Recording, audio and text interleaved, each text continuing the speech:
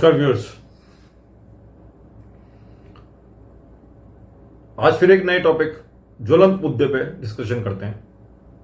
वो है अनिरुद्ध और उनके पिताजी के बीच में जो इस समय एक युद्ध सा चल रहा है, उसके बारे में डिस्कशन करेंगे और भरतपुर की रियासत के बारे में डिस्कशन करेंगे। जो राजपूत वर्सेस जाट वाला जो मुद्दा उठाया जा रहा है वो उसके बारे में भी डिस्कशन करेंगे। मेरा जो भी डिस्कशन होगा वो न्यूट्रल है, जो मैंने अपने एक्सपीरियंसेस में और अपनी लाइफ में सुना है और अपनी किंवदंतियों में सुना है। क्योंकि जो अलवर स्टेट है और जो भरतपुर स्टेट है वो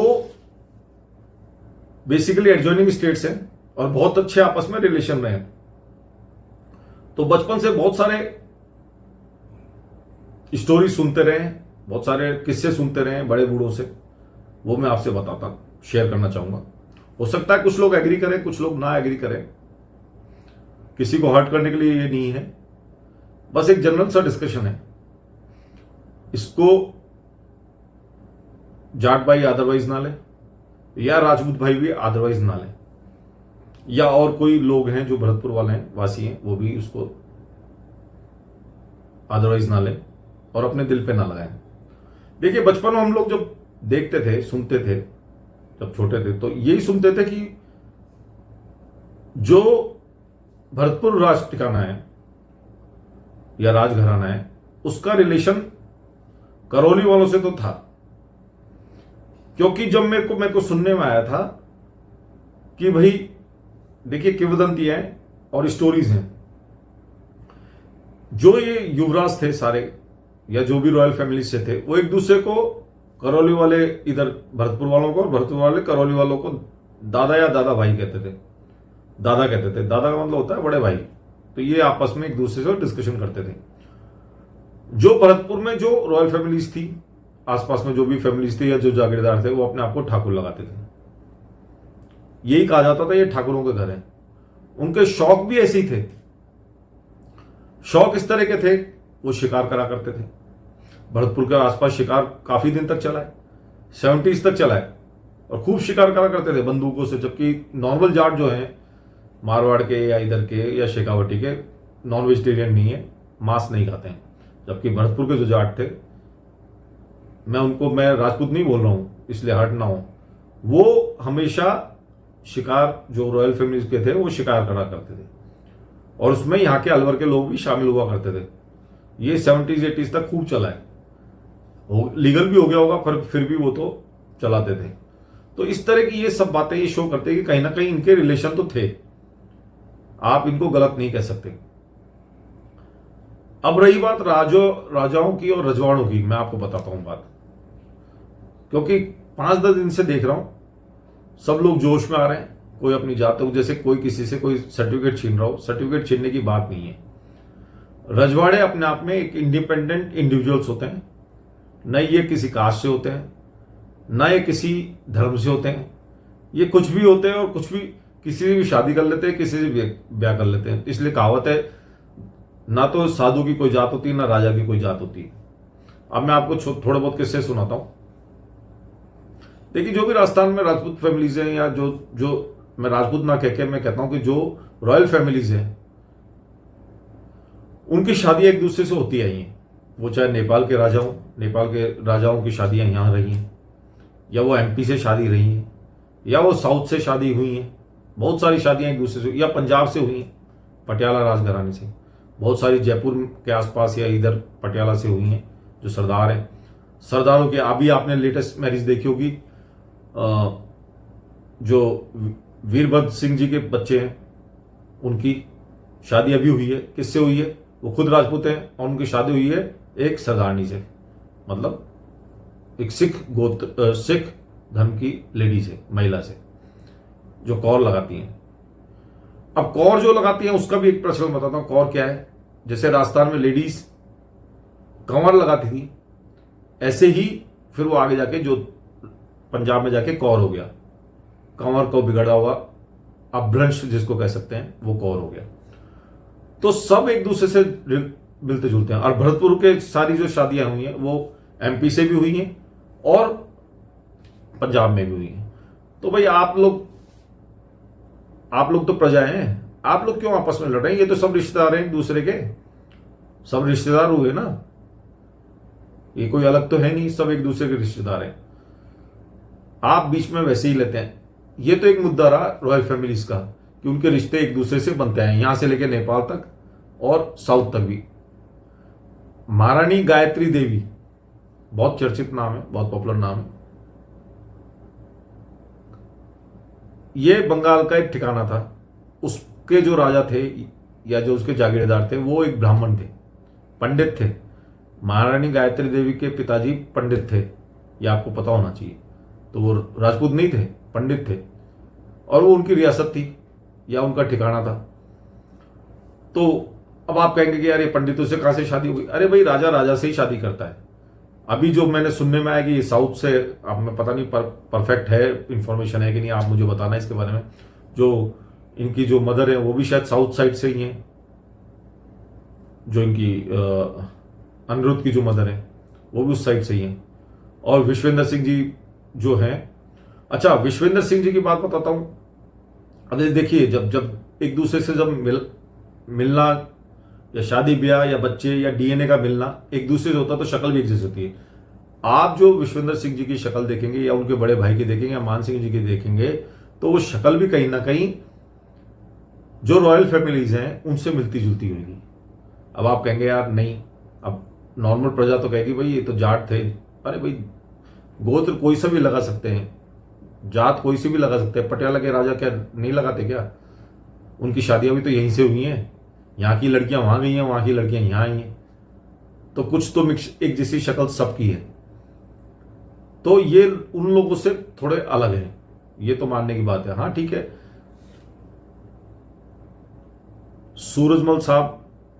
राजा सूरजमल आए थे 17वीं सेंचुरी में, जबकि जो करौली स्टेट थी वो पुरानी थी। एनीवेज, हो सकता है, मेरे को इस हिस्ट्री के बारे में ज्यादा, इतिहास के बारे में ज्यादा पता नहीं, और ना मैं उसके बारे में बताना चाहता हूं। मैं तो बस ये प्रजा से ये कहना चाहता हूं, भरतपुर के जो भोले भाले प्रजा है, जिसमें बहुत सारे सिनसिनवार जो हैं, जो रॉयल फैमिली से अपने आप को बताते हैं, या और भी जो प्रजा है वो बहुत भोली लोग हैं। मैं उनको हर्ट नहीं करना चाहता, मैं उनको बताना चाहता हूं कि भैया राजे रजवाड़ों की लड़ाइयों में मत घुसिए, आपका इससे कुछ लेना देना नहीं है, इससे दूर रहिए। इससे दूर रहने में आपका फायदा है।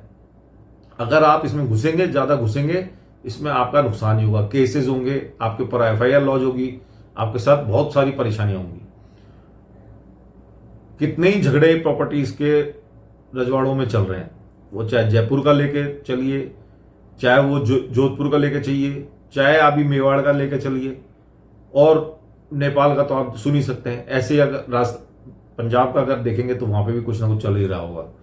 तो बहुत सारे ऐसे, इवन अलवर का लेकर चलिए तो भी उनके आपस में केसेस चल रहे हैं, प्रॉपर्टीज के केसेस चल रहे हैं, सिविल के मैटर बहुत सारे चल रहे हैं, पैसे और प्रॉपर्टीज से रिलेटेड, बहन भाई में चल रहे हैं, माँ बाप में चल रहे हैं, बेटे और पुत्र में चल रहे हैं, और भाइयों में चल रहे हैं।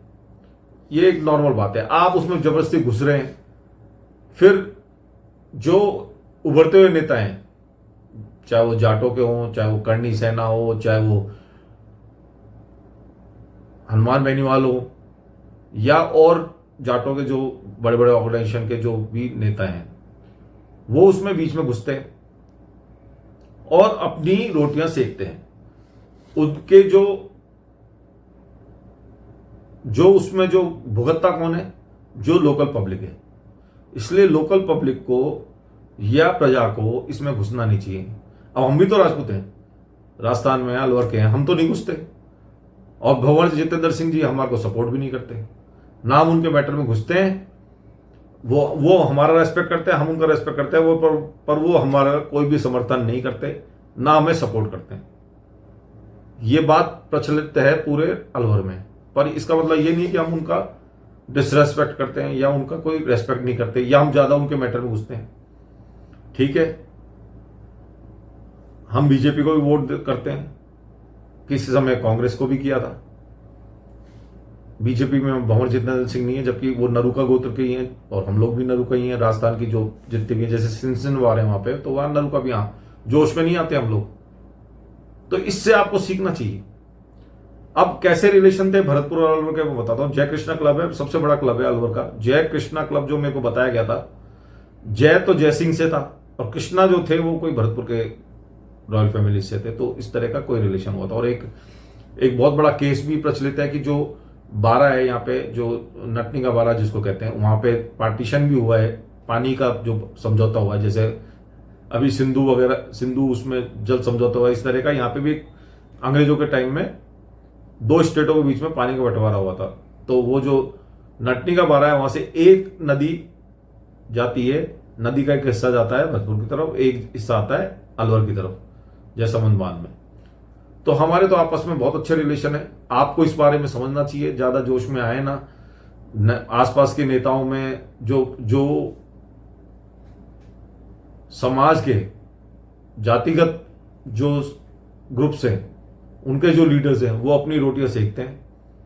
जबरदस्ती आप घुसेंगे उसमें, वो आपका फायदा उठाएंगे। हनुमान बेनीवाल जी की सारी राजनीति ही राजपूत वर्सेस जाट पे चलती है। वो पता नहीं, वो उसके अलावा उनको कुछ आता ही नहीं है। मुद्दों पे वो काम नहीं करता। अगर वो मुद्दों पे काम कर रहे होते तो आज उनको समर्थन सब दे रहे होते। यहां तो वैसे ही एक वैक्यूम है राजस्थान में। बहुत अच्छी राजनीति तो हो नहीं रही है। आप जानते हैं कितना ज्यादा, मैं हमेशा कई वीडियोस बना चुका हूं जिसमें मैंने बताया कि क्राइम यहां पे बहुत ज्यादा है। क्राइम अगेंस्ट वुमेन, महिलाओं के खिलाफ जो जितने भी जो क्राइम हो रहे हैं वो हाईएस्ट है और स्टेटों से, मतलब पूरे भारत में हाईएस्ट है। तो काम, आप अगर पढ़े लिखे हैं, आप 21st सेंचुरी में जा रहे हैं, भारत चौथा सबसे बड़ी इकोनॉमी है और तीसरी बनने जा रही है, और आप अभी भी वही राजे रजवाड़ों पर लटके हुए हैं। भाई उनकी प्राइवेट प्रॉपर्टी है, मोती महल उनकी प्राइवेट प्रॉपर्टी है। आप झंडा लगा देंगे, कुछ भी कर देंगे, सरदारी सरदारी बोलते रहेंगे, उससे कुछ नहीं होने वाला।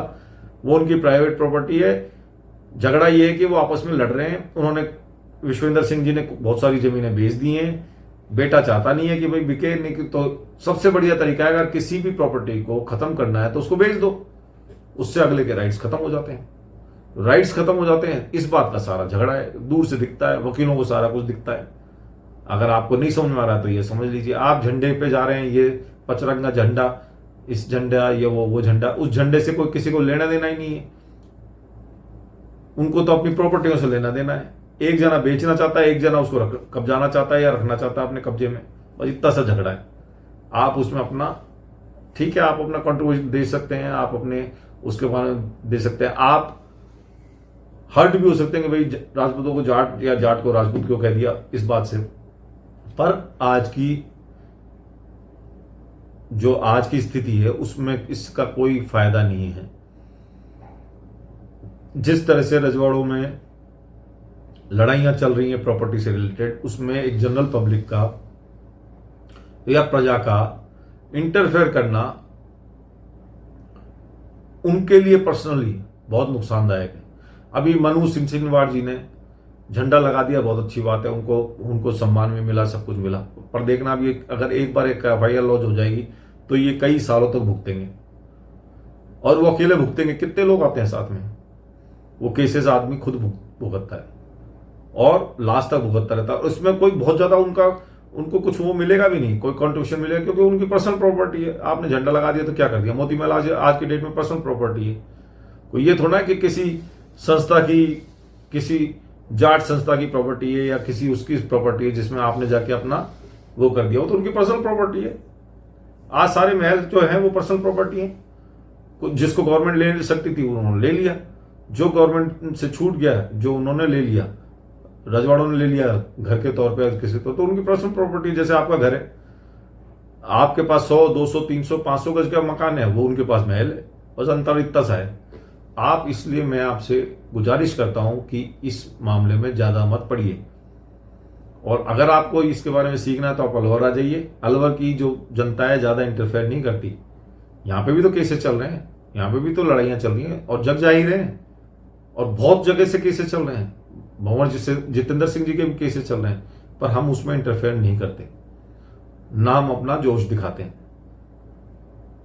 इसी के साथ मैं आपसे विदा लेता हूं और फिर एक नए टॉपिक के साथ आपके पास आऊंगा। मेरे चैनल को शेयर करें, सब्सक्राइब करें। अगर किसी तरह कमेंट आपको पसंद आता है तो जरूर कमेंट करें। आपका बहुत बहुत धन्यवाद कि आपने मेरा वीडियो वॉच किया। बहुत बहुत धन्यवाद। Thank you and good night.